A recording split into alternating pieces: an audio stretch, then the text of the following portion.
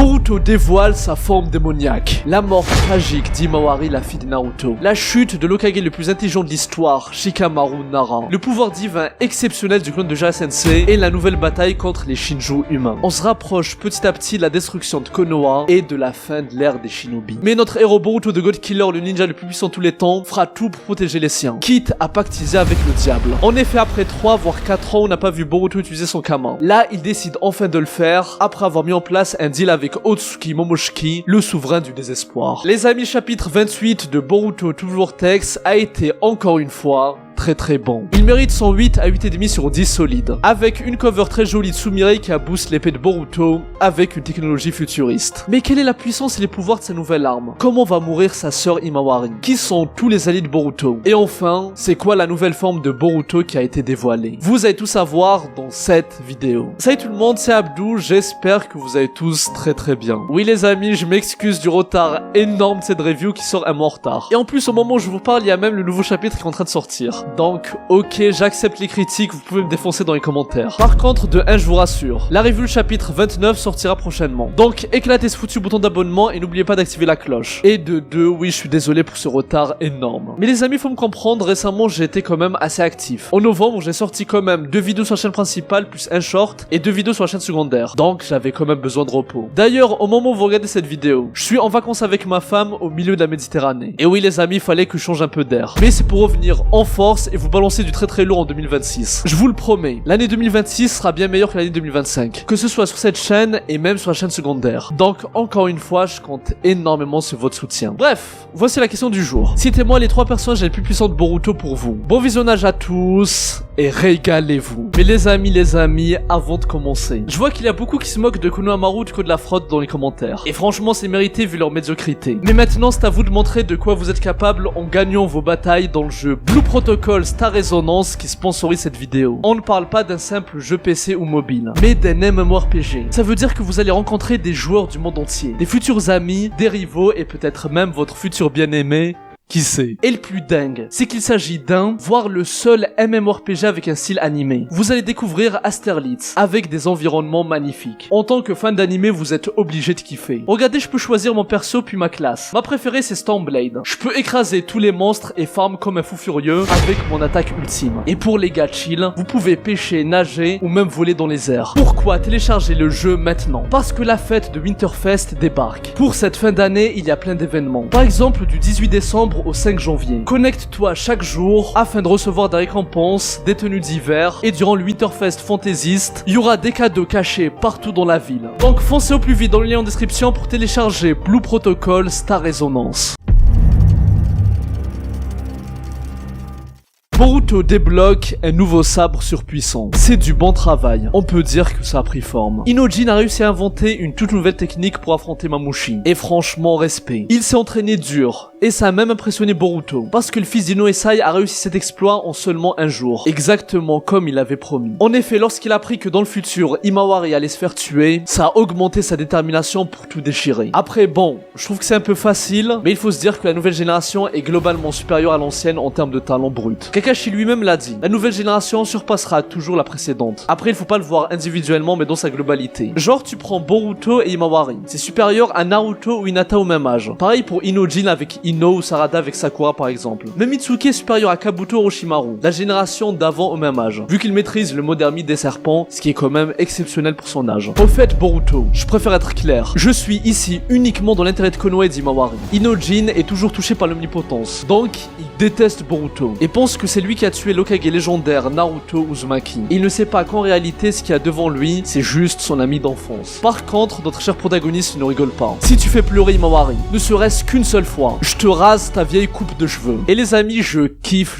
ce genre de moment avec l'humour sérieux. Et je vous l'avais dit au tout premier chapitre de To Vortex, que j'étais vraiment pas fan de la coupe d'Inojin et que je la trouvais claquée au sol. Et là, des années plus tard, on voit que moi et Boruto on est synchro, vu comment il rabaisse sa coupe de cheveux éclatée. Et notre cher Boruto joue parfaitement son rôle de grand frère protecteur et menace le gars qui est amoureux de sa sœur. Lui aussi il est clair. S'il ose la faire pleurer, il aura affaire à lui. J'espère que ça va arriver pour voir Inojin chauve avec la boule à Z. Et je vous disais que je sentais Boruto Boruto particulièrement énervé avec des regards méprisants vers Inojin. Et j'étais sûr que c'était parce que Inojin était amoureux de sa sœur. Ah oui, même si, entre parenthèses, je le répète, mais moi j'espère qu'Himawari va le friendzone, parce que la fille de Naruto finir avec le fils d'Ino Esai, franchement, on peut lui trouver un meilleur prétendant. Même si, bien sûr, Inojin est quand même remonté dans mon estime récemment. Bref, Boruto dit que lui aussi n'a pas encore accepté Inojin en tant qu'allié. Et je le comprends. Inojin baisse le charisme et le niveau de son groupe de malfaiteurs. Bon, plus sérieusement, Boruto disparaît avec les Raishin et Inojin ne va pas comprendre pourquoi Boruto a réagi comme ça. Il est très mal placé pour dire ça. C'est lui qui a détruit la famille Uzumaki. Comme expliqué, Inojin est toujours touché par l'omnipotence. Donc de son point de vue, Himawari a fini orpheline à cause de Boruto qui a tué ses parents. Et les amis, c'est triste d'entendre ça. Le fait d'entendre que la famille Uzumaki est détruite, ça fait mal en tant que fan de Naruto. Car on aimait sincèrement ce foyer. Constitué de Boruto, Himawari, Hinata, Naruto et même Kokawa qui a rejoint la famille, c'était très chaleureux. Il y avait une très bonne dynamique et j'ai trouvé très mignon. Pour vous dire, même des hors-séries sans intérêt comme l'épisode dans les sources chaudes, j'ai trouvé quand même sympa à suivre. Parce qu'on suivait justement cette famille. Et là, se dire qu'elle est détruite, c'est terrible. Et justement, l'objectif de Boruto, qu'il avait dit lorsqu'il avait les cheveux longs, il y a quelques années lors de sa rencontre avec Hashinkoji, c'était de reformer la famille Uzumaki. Il s'agit de l'objectif principal de Boruto à l'instant T. Mais malheureusement, je pense que c'est un rêve trop optimiste, et le Boruto du futur dans l'épisode 1 s'en est rendu compte. Lorsqu'il dit, il n'y a donc pas d'autre choix. La seule issue pour retrouver ses parents sera de tuer son propre frère. Ce sabre serait-il en train d'aspirer mon chakra? Grâce au parchemin que lui a transmis Boruto, qui contenait des informations du futur qu'il a eu grâce au Jippo de Kashinkoji. Sumire a pu finaliser ses recherches et renforcer le sabre de Boruto. Et accrochez-vous parce que ce sabre a un flow monumental. Regarde la différence entre l'ancien et le nouveau. Là, c'est pas une épée lambda avec un peu de flow. On est devant un vrai katana. On aurait dit un Zanpakuto de Bleach, vu à quel point il est stylé. Je dirais même qu'il y a un flow de samouraï. Au niveau de l'apparence, il y a la garde qui a été conservée. C'est la partie où on met sa main pour tenir le sabre. Mais pour le reste, tout a été revisité. Le sabre est courbé, plus lent. Et je suis désolé, mais le fourreau est 1000 fois mieux. Regardez à quoi ressemblait l'ancien. Je dirais limite qu'il est moche. Alors que là, il envoie de ouf. Et les parties dorées dans les extrémités, ça rend le tout encore plus classe et magnifique. Et en plus, n'a pas été changé que pour le flow bien sûr. Sumire Kakei, la génie scientifique de sa génération, a façonné le matériau d'origine et a changé sa forme afin d'avoir une résistance et un tranchant maximal. Les amis, c'est une dinguerie. Parce que Boruto, en plus d'avoir le jutsu le plus stylé, enfin un des jutsu les plus stylés comme l'Iraishin, il a l'Uzuiko. Et là, il va avoir le sabre le plus stylé de l'œuvre. Franchement, ils lui ont tout donné. Et Boruto assume ce rôle à la perfection. Mais ce n'est pas tout. Vous vous rappelez du Hagoromo, la technique du revêtement du sabre du style Uchiwa. C'était une technique de Kenjutsu, combinée à du Raiton. Ça consistait à injecter continuellement du chakra sur son sabre afin d'augmenter le tranchant et la durabilité de la lame, afin de l'empêcher de s'ébrécher. Mais le gros défaut, c'était que son utilisateur devait constamment rester concentré sur cette technique pour qu'elle continue d'être active. Et du coup, par exemple, contre Jura, il a suffi d'un moment d'inattention, où Boruto a été surpris pour que Jura casse une partie de son sabre. Mais maintenant, ça ne sera plus un problème. Car avec son nouveau sabre, la lame est beaucoup plus résistante. Et en plus, Boruto peut utiliser le Hagoromo sans avoir à se concentrer. Le sabre continuera automatiquement de maintenir le Hagoromo de lui-même. Boruto active sa technique, et il va être choqué, parce qu'il constate que son sabre est en train d'aspirer une infime dose de son chakra. Et c'est ça la contrepartie pour que l'effet du Hagoromo soit constant, sans avoir besoin de se concentrer sur ça. Et ça sera le cas tant que Boruto a du chakra. Je comprends, ça va me servir. Et les amis, franchement, vous trouvez pas ça trop stylé? Ça m'a rappelé le nouveau sabre d'Enma Zoro qui aspire lui aussi le haki de son utilisateur. Et quand j'ai lu ça, ça m'a fait directement penser à lui. Mais bref, on passe à la suite, et soyez très attentifs. Sumire informe Boruto que si une personne dont le chakra n'est pas enregistré touche ce sabre, ça lui consumera une grande partie de son chakra d'un seul coup. Prenons l'exemple de Kawaki. Si ce dernier touche le sabre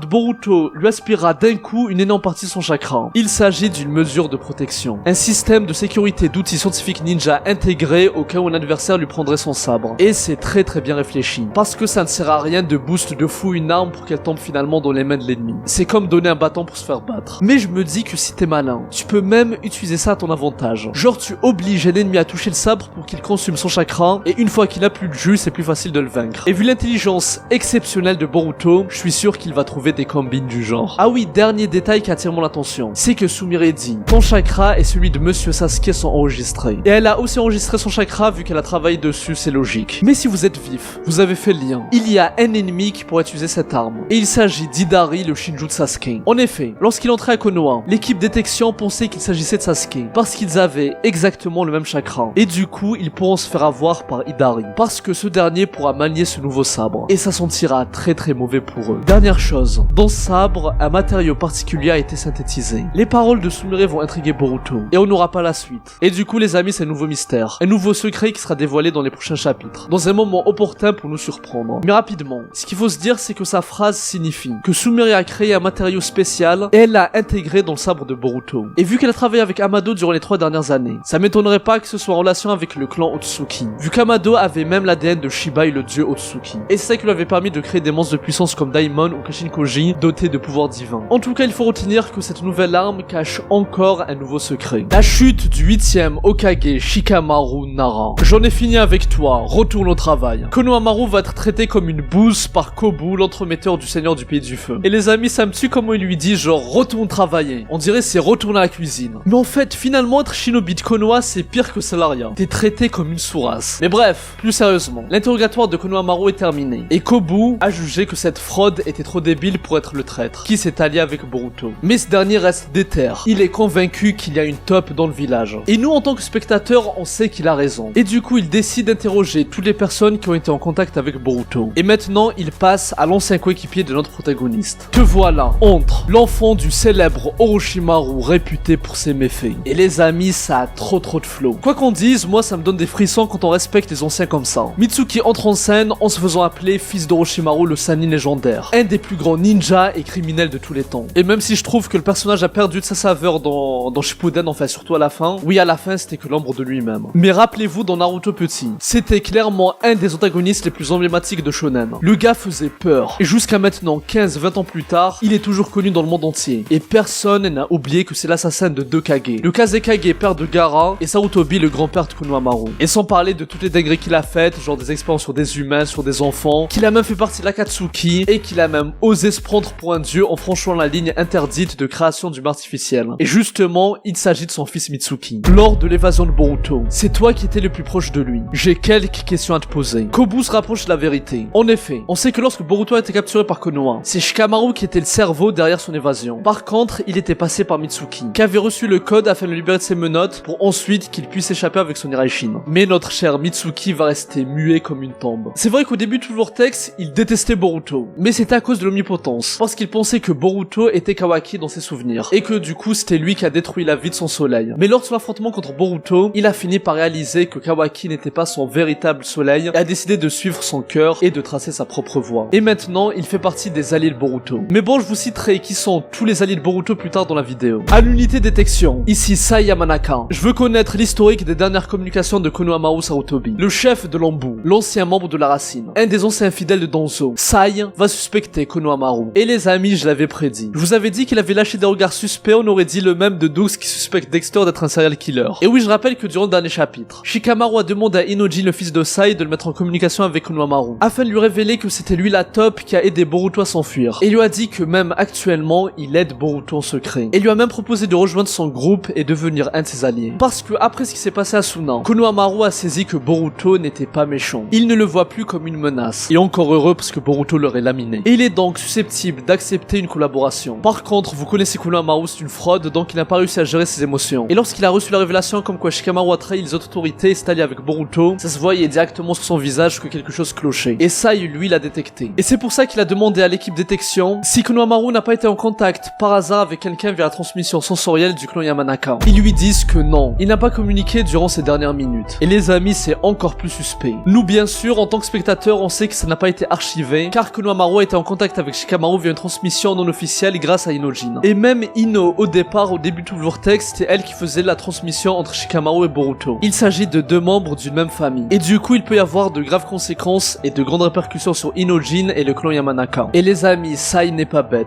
Il n'y a pas 1 milliard de personnages qui maîtrisent la communication sensorielle. Il va vite comprendre que les coupables sont les membres de sa propre famille. Et justement, j'attends de voir quelle sera sa réaction. Est-ce qu'il va agir en tant que chef de l'Anbu et être impartial? Ou bien est-ce qu'il va lui aussi trahir les autorités et se ranger du côté de Boruto? Moi perso, je préfère la première option. Je veux qu'il va être une sorte d'antagoniste et qu'il joue son rôle de chef de l'Anbu. Et je sens que c'est lui qui va aider Kobu à attraper les traîtres et à faire tomber le 8e Hokage Shikamaru Nara. Et il y a intérêt que notre Sai national soit utile. Parce que jusqu'à présent, c'était un horrible PNJ qui ne servait à absolument que dalle. Bientôt, le village sera un champ de bataille. Shikamaru décide de dévoiler toute la vérité à son fils Shikadai. Mais vu que ce dernier est touché par l'omnipotence, il déteste Boruto. Et dira même qu'il est choqué que son père s'est allié avec cette vermine. Papa, tu pardonnes à ce type. C'est un criminel qui a tué le 7e. Et franchement, j'ai j'ai beaucoup aimé ces conversations père-fils, et dans le manga et même l'anime Boruto, la famille et notamment la relation entre un parent et son enfant est un des thèmes les plus importants. Que ce soit au début où Boruto voulait attirer l'attention de son père Naruto, ou maintenant Kawaki qui est devenu radical, qui veut tuer Tsuzuki et même Boruto pour protéger son père adoptif. C'est toujours en rapport avec la famille. Et là on est devant deux personnages très intelligents. Shikadai s'inquiète sincèrement pour son père, et lui dit que c'est très risqué d'agir ainsi. Mais son père va lui répondre: quand j'ai accédé à cette fonction, il y a une chose que je me suis juré de faire, c'est de rester fidèle à mes convictions, comme le faisait le 7ème. Alors là les amis, il faut s'asseoir tranquillement et dire les termes. Shikamaru Nara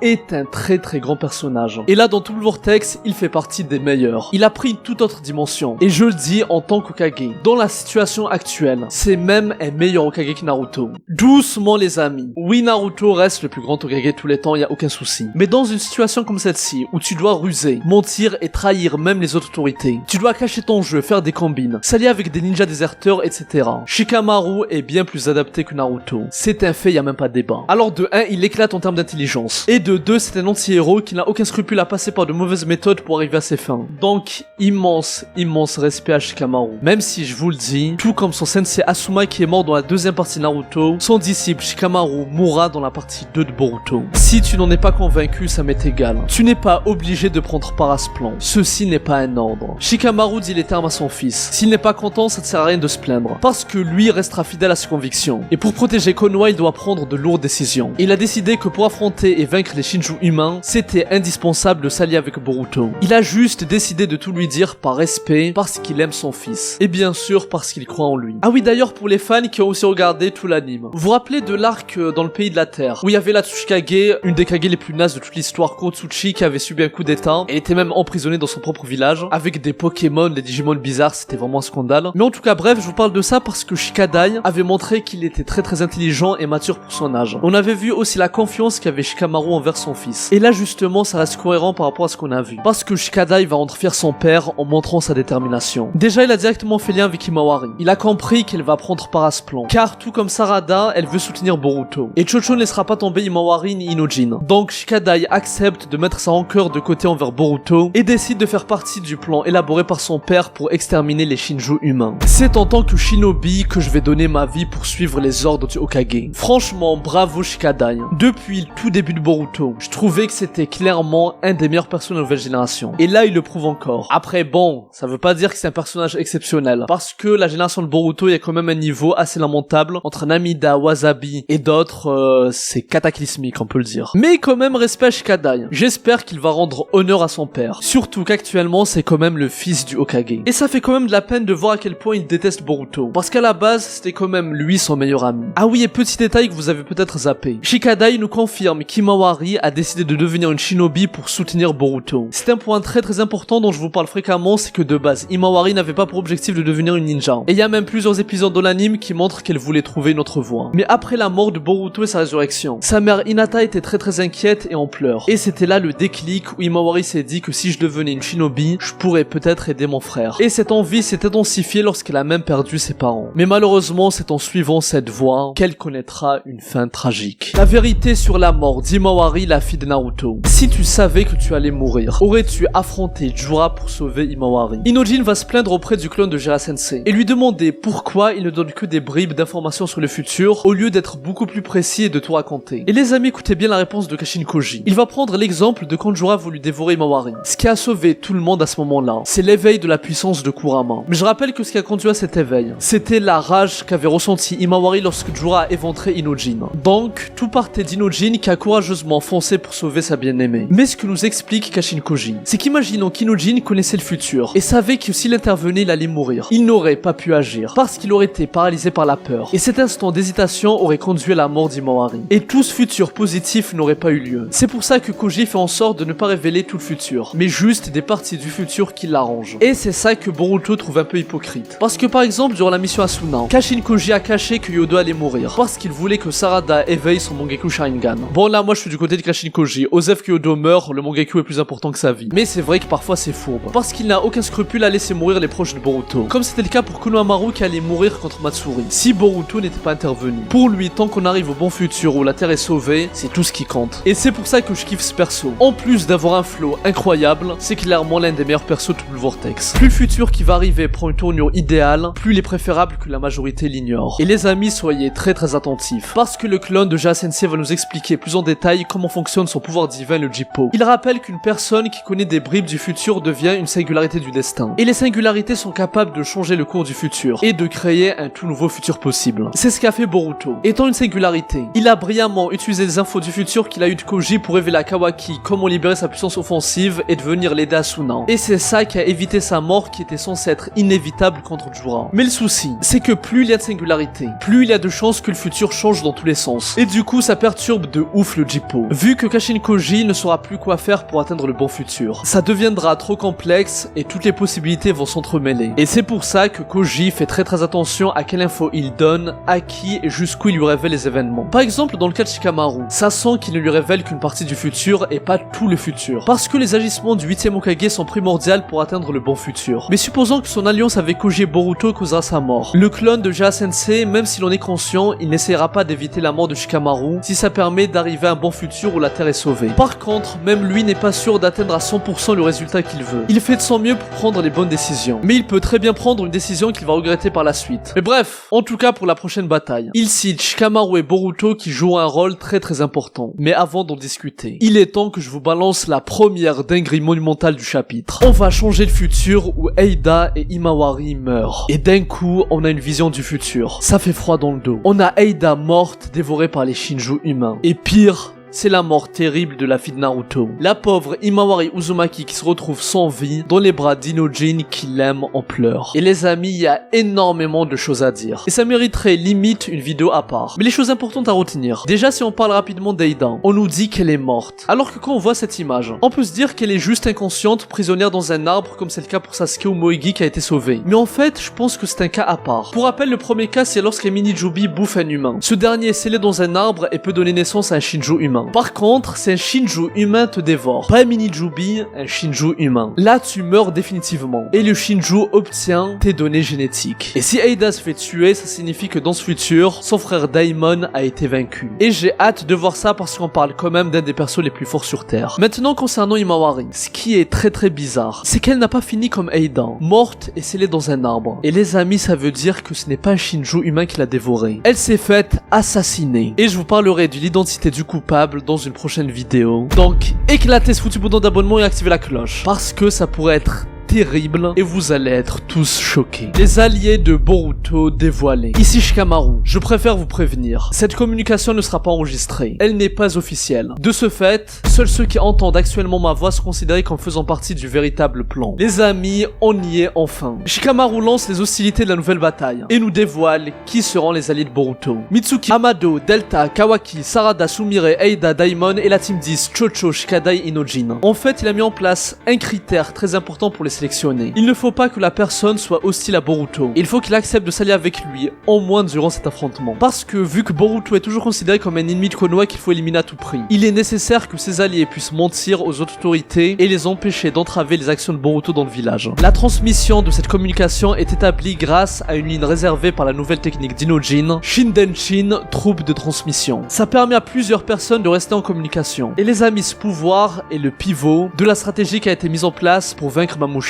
En effet, ce monstre peut se diviser en plusieurs corps. Et tant qu'il y a un de ses clones vivants, il pourra se diviser à l'infini. Et donc, pour le tuer, il faut détruire tous ses clones jusqu'au dernier. Et c'est pour ça que je vous avais dit, et j'avais eu raison, que ça sera forcément une mission de groupe. Parce qu'ils ont besoin de se coordonner pour tous les tuer en même temps. Et justement, c'est à ça que sert la technique d'Inojin. Mais pas que. C'est aussi pour pouvoir contrer la deuxième capacité des Shinju humains, qui est qu'ils peuvent effacer leur chakra. Et donc, ils peuvent s'infiltrer très facilement à Konoha, sans que l'équipe de détection ne le sache. Et c'est ce que va faire Mamushi. Dans le futur, il va effacer son chakra, s'infiltrer à Konoha et dévorer Eida en cachette. Mais grâce au Shindenshin d'Inojin, il pourra détecter où se trouve chaque clone de Mamushi. Parce que toutes les personnes qui sont connectées à cette communication vont agir comme un récepteur. Et Inojin pourra détecter les vibrations informations autour de Boruto et ses alliés pour identifier les clones de Mamushi, même si ce dernier cache son chakra. Mais bon bref les amis, ne vous compliquez pas trop avec les explications en détail, faut juste se dire que Shikamaru et Inojin vont détecter où se trouvent les clones et vont envoyer Boruto, Sarada, Kawaki et ses alliés pour aller les défoncer. En gros c'est ça. Même Shikamaru nous dit que c'est inutile de se casser la tête. En tout cas les amis, ça va être incroyable. Les événements s'enchaînent à la vitesse de la lumière. Parce qu'alors que Shikamaru allait expliquer les aptitudes de Mamushi et comment les contrer en exposant sa stratégie, c'était déjà trop tard. Parce que l'ennemi est déjà là. Boruto contrôle enfin sa puissance démoniaque. Le 8ème, c'est lui. Mamushi est déjà dans le village. La femme appelée Eida. Où est-elle? Mamushi a réussi à s'infiltrer en douce à Konoha. Inojin panique, mais Shikamaru essaye de le calmer, en lui disant de se focaliser sur sa technique. Le 8ème Hokage donne alors la localisation du Shinju humain. Et c'est là que le plus puissant shinobi de l'histoire entre en scène. Boruto utilise l'Iraishin et se téléporte via son symbole le plus proche que portait le crapaud de Kashin Koji. Et je rappelle que sa technique d'Iraishin fonctionne différemment de celle de Minato parce qu'il met son chakra sur plusieurs symboles différents. Il utilise les crapauds de Koji pour les porter. Et ensuite, il se téléporte sur l'un de ses symboles. Il a débarqué plusieurs jours avant la date estimée. Le cours du destin est déjà en train de changer. Shikamaru ne comprend pas pourquoi Mamushi est arrivé aussitôt. Et franchement les amis, j'attends de voir l'explication. Parce que pour que le futur change, il faut que Mamushi ait une information de la part d'une singularité du destin qui a créé un nouveau futur. Sinon franchement, là par contre, il y a un souci de cohérence au niveau des temporalités. Mais bon, on attend de voir les réponses et on en reparlera une autre fois. Bref, Shikamaru mobilise ses troupes et c'est un rôle parfait pour lui. C'est comme s'il jouait au shogi. L'unité de Sarada se charge d'une zone, tandis que l'unité d'Imawari doit être prête à intervenir dans une autre zone. C'est très tendu. Et Eida est dégoûtée par Mamushi qui souhaite la manger. Mais son frère Daimon la rassure en lui disant qu'il ne laissera pas cette vermine la toucher. Mais on sait que dans le futur, il ne pourra pas tenir sa promesse. Et sa sœur sera bel et bien bouffé par un des Shinju humains. Donc, dans un des futurs possibles, Daimon sera vaincu. Du côté de Mitsuki, il se fait toujours interroger par Kobu. Et Mitsuki demande à Shikamaru s'il force le passage. Mais l'Hokage lui dit de patienter. Il ne faut pas qu'il soit vu comme un ennemi de Konoha. Il lui dit qu'il suffira juste d'attendre qu'il y aura le chaos dans le village pour ensuite profiter de l'occasion et quitter cet interrogatoire inutile. Et Shikamaru ordonne à tout le monde de protéger Eida et de se rapprocher de la zone où elle se trouve. Mis à part Boruto, qui va utiliser l'Iraishin pour voler dans chaque lieu et tuer chaque clone de Mamushi. Et son frère Kawaki sera en renfort pour le soutenir en fonction de la situation. C'est ça le plan de Shikamaru. Mais les amis, la bagarre commence. Comme prévu, Mamushi ne va pas détruire les bâtiments de Konoha, parce qu'il ne veut pas mettre en colère Jura qui a une haute estime du village. Il voudra donc tuer les villageois en douce. Mais c'est là que The God Killer, Uzumaki Boruto apparaît, et découpe en morceaux Mamushi avec sa nouvelle épée. Si vous ne voulez pas mourir, disparaissez immédiatement. Les villageois sont dans l'incompréhension, et se demandent ce que fait Boruto à Konoha. Il décide d'aller directement avertir la police. Mamushi, lui, envoie ses clones contre Boruto. Il en découpe un autre, mais ils sont trop nombreux, et ils se trouvent acculés. Les clones de Mamushi balancent une technique de Katon. Mamushi va engueuler son clone, car il avait prévu de ne pas détruire les bâtiments, et ses clones ne respectent pas ses ordres. Et c'est ça la faiblesse de la capacité de ce Shinju humain. Et j'ai l'impression que même lui n'en est pas conscient. Plus il se divise, plus ses clones sont débiles et deviennent des monstres dénués de raison. Mais alors qu'il était acculé, et qu'il a reçu une énorme attaque de feu, après plus de 3, voire 4 ans qu'on attendait ça, notre héros décide enfin d'utiliser son pouvoir démoniaque. Je n'arrive vraiment pas à aimer cette sensation qui me démange au moment de l'aspiration. Oui, c'est la deuxième dinguerie monumentale du chapitre. Les amis, on a tellement attendu ça. Boruto utilise enfin son Kama. La dernière fois qu'on l'a vu l'utiliser de lui-même, c'était contre Code il y a environ 4 ans. On a été très patient et là on est gâté. Je vous le dis, on va très bien manger. Le dessin est incroyable. Boruto a un flow de dingue. Et alors qu'il haïssait le Kama, il ne voulait plus l'utiliser. Là, depuis son pacte avec Moshiki, il a changé d'avis et décide de prendre le risque en l'utilisant à nouveau. Il aspire la technique de Mamushi, qui est choqué de voir de ses propres yeux le Kama. La force de Boruto à double tranchant. Et je vous le dis, personne n'est prêt à la véritable force de Boruto de God Killer. Parce que, comme je vous l'avais expliqué sur cette vidéo sur toutes les formes de Boruto, que je vous invite d'ailleurs à aller regarder, c'est une vidéo très qualitative. Le Boruto de tout Vortex qui maîtrise le Kama a le niveau des Otsuki surpuissants. Et je parle pas des Otsuki de bas étage comme Urashiki ou Kinshiki. Non, en termes de puissance, je le mets au même tiers qu'Ishiki. Et au niveau de ses pouvoirs, il pourra enfin absorber les jutsu de ses ennemis. Et je le rappelle, grâce au Kama, Boruto va acquérir toute l'expérience de Momoshiki en un instant. C'est-à-dire des millénaires d'expérience de combat qu'il débloque d'un coup. Si ce n'est pas une dinguerie monumentale, je ne sais pas ce que c'est. Et pourtant, on est loin, très loin de la forme parfaite de Boruto. Mais avant ça, on aura d'abord le comeback tant attendu de Borushiki dans tout le Vortex après des années d'absence. J'attends ce moment avec impatience et vous verrez que son retour sera pire que prévu. Et ça sera sans doute le responsable de la mort tragique de la fille Naruto. Les amis, je vous sortirai une vidéo à ce sujet en 2026. Bon, les amis, au moment où je posterai cette vidéo, le nouveau chapitre sera sans doute sorti. Donc, dès que je reviens de vacances, je vais charbonner de ouf pour vous sortir une top review. Et je vais me donner encore plus à fond sur YouTube. Même si en parallèle, je suis en CDI de développeur. Mais c'est promis, je ferai tout pour vous régaler. Et pour 2026, je ne parle pas que de cette chaîne, mais aussi de la chaîne secondaire. Il y aura plein de contenu, donc allez vous abonner. Et aussi du TikTok et du short. Bref, voilà, fini de teasing. Moi, je vous dis à très bientôt et que la paix soit sur vous. Ero, Psy, Conqueror.